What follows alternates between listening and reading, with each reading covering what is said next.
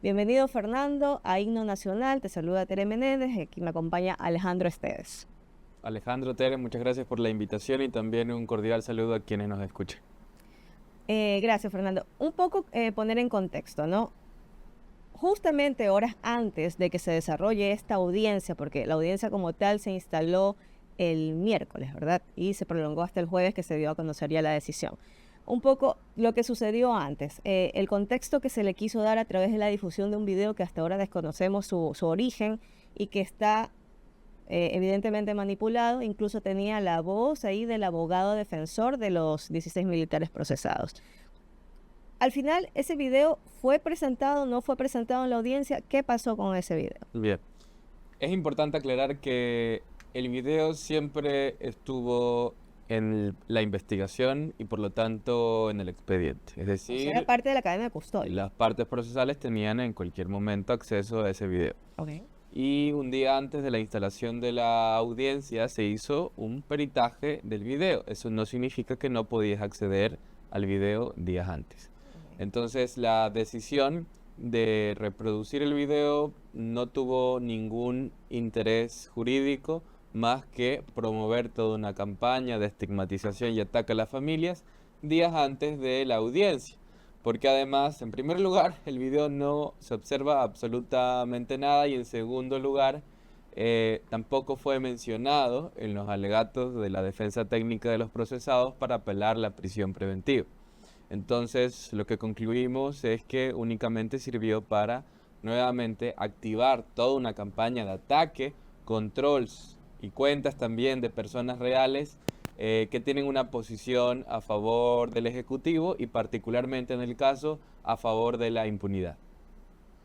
En todo caso, ¿crees tú que se cumplió ese cometido o esa intención que tenía el abogado de posicionar una narrativa, ¿no? Que vaya un poco en contra de las víctimas, que eso es lo que yo mencionaba incluso en mis redes sociales. Aquí, un poco más la víctima es la satanizada y el victimario tiene que salir en libertad. En efecto, no es una narrativa nueva, fue una narrativa que la inició el ministro de Defensa, Giancarlo Lofredo, en las primeras declaraciones que comenzó a hacer y que poco a poco fue desvirtuándose. Y hasta la fecha la ciudadanía ha sabido cómo reaccionar, pero a nosotros como defensa técnica, más que el apoyo de la ciudadanía, nos interesa posicionar el pronunciamiento de la justicia y también de los organismos internacionales de derechos humanos. Hasta la fecha, 3 instancias judiciales han reconocido que de los hechos se configura la materialidad del delito de la desaparición forzada. Los responsables los debemos de ver en la audiencia de juicio. Por ella, en 3 circunstancias, en la audiencia de formulación de cargos, en la audiencia de habeas corpus y ahora en la audiencia de apelación de la prisión preventiva. No queda duda de que aquí hay una materialidad del delito de la desaparición forzada, sin contar la medida de acción urgente del Comité de Desaparición Forzada de Naciones Unidas, sin contar el pronunciamiento del Comité de Derechos del Niño hace poco que le hizo un examen en el Ecuador y sin contar el pronunciamiento de la Comisión Interamericana de Derechos Humanos. Es decir, no hay duda por ningún lado de que aquí estamos frente a un delito de desaparición forzada y nos sigue sorprendiendo cómo personajes públicos continúan poniendo en duda el hecho, resultado de la conducta de los militares. Es una utilización electoral, pareciera ser, Fernando. Justo en esta campaña comenzar a querer puntualizar, estigmatizar a los niños, diciendo que estaban delinquiendo, que estaban asaltando a una señora, cosa que no se termina de ver realmente en el video. Y como decimos todos, obviamente no podemos confirmar lo contrario, pero decimos, y aunque así hubiera sido, no era justificativo para llevártelos a Taura, para todo lo que pasó después.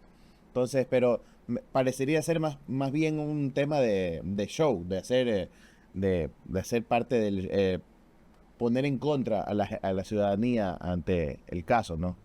En efecto, nosotros podemos asegurar de que no existe ninguna prueba, ni siquiera dentro del video completo, donde se observa alguna conducta ilícita que motive una persecución y posteriormente una detención. Perdón, Fernando, ¿usted vio el video completo?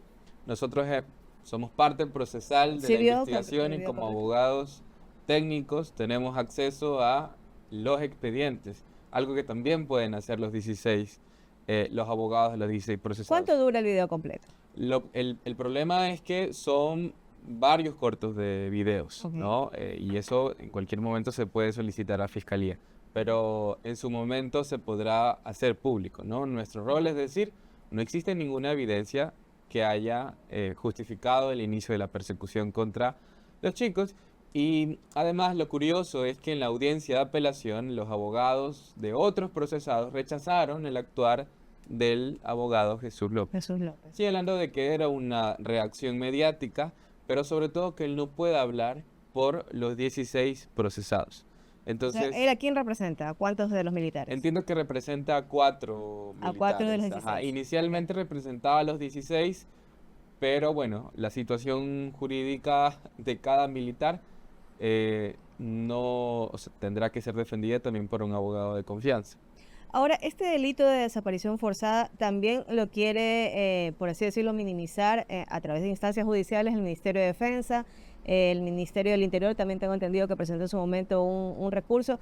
¿Cómo va ese proceso de allí? Ellos habían solicitado que esa figura no se dé, esa figura de desaparición forzada. Correcto, y aquí hay una ambigüedad porque inicialmente escuchábamos al Ejecutivo decir que iban a apoyar, a facilitar toda Así la es. investigación, se expresaban su solidaridad con las víctimas, pero por un lado apelaron un habeas corpus que se ganó, que reconoció fácticamente la desaparición forzada. Y los argumentos, más que jurídicos, iniciaron con una amenaza a la jueza constitucional, diciendo que estaba iniciando toda una persecución política contra el Ejecutivo. Y segundo, decían que aquí no había desaparición forzada. Y eso es una ambigüedad porque decir que no hay desaparición forzada bajo la responsabilidad del Estado es decir que también los 16 militares no son responsables de ningún delito y están injustamente detenidos. Básicamente, entre líneas, esa es la posición del Ejecutivo, en favor de la impunidad, en favor de los militares. Como se lo observa a través de la apelación insistente que hizo Ministerio del Interior, Comando Conjunto de Fuerzas Armadas y Ministerio de Defensa. Y la apelación inició ahora con la ex ministra Mónica Palencia, fue la primera en apelar Así fue. el habeas corpus. Ujú. ¿Y en qué instancia está esa apelación? La audiencia de apelación ya se resolvió, estamos esperando a que haya sentencia y nuestra posición es que sería muy raro que haya un pronunciamiento distinto al de otras 3 instancias judiciales y también espacios internacionales. Pero de todas maneras, en caso de que se acepte esa apelación y se deje sin efecto la acción de habeas corpus, acudiremos a la Corte Constitucional del Ecuador a través de una acción extraordinaria y veamos si en alta corte se logra profundizar no solo el habeas corpus en desaparición forzada, sino también hacer un control sobre esta conducta de los militares que desde hace mucho tiempo es ilegal. No solo porque militares no pueden participar de tareas de seguridad sin la presencia de la Policía Nacional. Y hay que entender su rol es complementario y extraordinario. Ellos no pueden ejecutar una tarea de seguridad, no pueden detener a una persona sin informar automáticamente a alguien civil, sea juez, sea fiscal o sea policía. Pero esto ha venido ocurriendo en todo el transcurso del año. Bajo nuestras narices hemos permitido que gente sea torturada, sea detenida ilegalmente y actualmente 27 personas sean desaparecidas en manos de agentes del Estado. Algo que se ha denunciado desde enero de 2024 en la declaratoria de conflicto armado interno, pero por alguna razón no hemos reaccionado. También hay una corresponsabilidad ciudadana por la desaparición de los 4 niños, porque la desaparición de los 4 niños es el resultado de una política de militarización que se ha venido agudizando y que la hemos permitido. Fernando, indistintamente del pronunciamiento sobre esta apelación al habeas corpus, habeas corpus, ¿el proceso igual puede continuar o podría afectar en algo el proceso investigativo de fiscalía por esa misma figura? La acción constitucional de habeas corpus es paralela a la de investigación por parte de fiscalía. En caso de que se rechace se deje sin efecto el habeas corpus dentro de la apelación, no va a tener ningún efecto en el proceso penal. El proceso penal es autónomo, continúa a su propio ritmo. El constitucional tiene otro tipo de efectos y otros involucrados. Aquí no hablamos de sujetos individuales. Aquí hablamos de instituciones públicas y obligaciones como instituciones Es como un lavado de públicas. imagen que quiere dar el En gobierno efecto, a través de estas instituciones. correcto, un lavado de imagen, pero también una llamada a persecución que no es nuevo. A mediados de 2024, nosotros también, como organización de derechos humanos, ganamos un habeas corpus donde se reconoció prácticas de tortura en el Centro de Privación de Libertad, Guayas número 1. Y lo que exigimos era que se detenga la tortura, no que salgan los militares. Y eso fue rechazado por el presidente de la República, diciendo que el juez y nosotros éramos antipatrias. Entonces ahora no se puede activar acciones judiciales para proteger derechos porque enseguida el presidente cree que es una persecución política. Terrible, Alejandro. No, esto nada más refleja lo que hemos venido viviendo durante este último tiempo, ¿no? Es ese show constante de o estás conmigo, si estás conmigo eres patriota y si algo no puedes reclamar porque si reclamas eres golpista, enemigo y el peor enemigo que puede tener que es el presidente. Entonces, ¿de qué democracia hablando? Claro, y dentro de este proceso está pendiente todavía, entiendo, una reconstrucción de hechos, ¿verdad? ¿Cómo avanza esa fase? La finalidad de la reconstrucción de los hechos es poder contrastar los elementos de prueba que voy consiguiendo dentro de esta instrucción fiscal, sobre todo las versiones y los testimonios. Como aún hay versiones pendientes, la reconstrucción no va a tener fecha, al menos en estas 2 primeras semanas, hasta que se realice la diligencia, y se suspendió en 2 ocasiones también por la falta de cumplimiento de diligencias. Y como había esta audiencia también de apelación de la prisión preventiva, eso también iba a jugar mucho en las fechas de las diligencias, porque es más complicado tener a 16 militares libres participando en la diligencia que a 16 militares ya detenidos participando en la diligencia. Solo es un escrito al SNAI y los trae automáticamente. Claro. En paralelo a esta investigación que se realiza por desaparición forzada, los familiares o la defensa de los familiares ha planteado también otra figura u otra investigación ya como tal sobre el homicidio, el asesinato de los niños. En efecto, automáticamente hay una investigación abierta por la muerte de los 4 niños y frente a ello el informe médico legista es vital para conocer todos los detalles sobre la muerte, pero también para identificar a los responsables. Y hay algo importante que aclarar y supuestamente se ha hablado sobre un super testigo que responsabiliza a bandas del crimen organizado en esto. Y hasta la fecha el testigo no aparece y sospechosamente apareció en la investigación previa cuando el hecho se hizo público. Fácilmente, sospechosamente más bien, aparece un testigo responsabilizando con nombre, apellido, lugar y forma a la muerte de los chicos en un contexto bastante extraño.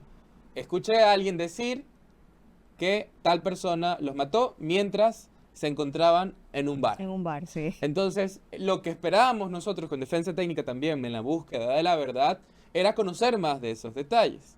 Y había una obligación también para garantizar la integridad y el paradero de este testigo. Pero frente a su desaparición, lo que concluimos es que era un testimonio falso. Pero independientemente de ello, tanto las familias como nosotros conocemos que hay una responsabilidad estatal por la muerte de los niños. Hay una corresponsabilidad también, y eso la investigación penal tendrá que también determinar sobre esta corresponsabilidad penal de los militares con respecto a la muerte. Porque quien cumplió el rol de cuidado, quien expuso en riesgo a 4 niños, fueron agentes del Estado. Hay distintos tipos de modalidades de participación y formas de determinar responsabilidad penal. Pero lo que nosotros tenemos claro es que como Estado fueron responsables de la desaparición forzada y de la ejecución de los 4 niños en el sur de la ciudad de Guayaquil. ¿Bajo qué figura se investiga la muerte de los niños? Secuestro con muerte. Secuestro con muerte. Ya, y entonces ese testigo famoso que apareció en la indagación previa ya no volvió a aparecer. Nunca, ni siquiera en ampliación de versiones. Y como menciono, apareció sospechosamente el día en que se hizo público absolutamente todo el hecho y donde se involucró a agentes del Estado. Interesante. Fernando, no sé si tengas alguna otra consulta, si no, agradecemos mucho por tu presencia y por esclarecer un poco cómo avanza este proceso investigativo y también conocer, ¿no? Todas estas aristas, por ejemplo, la del testigo que ha desaparecido, el hecho de que sí se esté investigando el secuestro con muerte por este caso, porque es importante, no solamente la desaparición forzada, que es el inicio de lo que vino después, sino que se investigue todo en su conjunto. En todo caso, bueno, pues estaremos ahí en una futura comunicación para ver si hacemos otra entrevista ya para hablar un poco más del caso conforme vaya avanzando y sobre todo el tema de la reconstrucción de los hechos, que creo que es bastante importante también, ¿no, Alejandro? Para Así es. esclarecer qué pasó y por qué los dejaron allá, por qué los abandonaron en Taura. Gracias, Fernando, por habernos acompañado. Ambos por la invitación y un saludo a quienes nos escuchan.